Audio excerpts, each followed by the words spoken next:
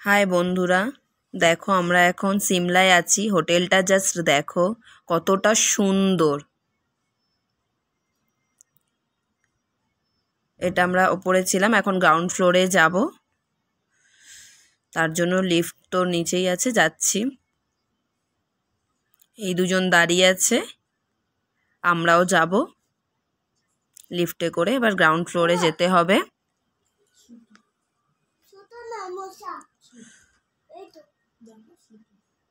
এই বাচ্চাটা এত এক্সাইটেড, আমরা কি এক্সাইটেড, আমাদের থেকে বেশি এক্সাইটেড, খুব খুশিও।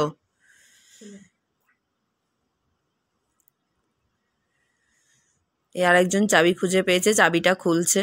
জাস্ট রুমটা দেখো এতটা সুন্দর।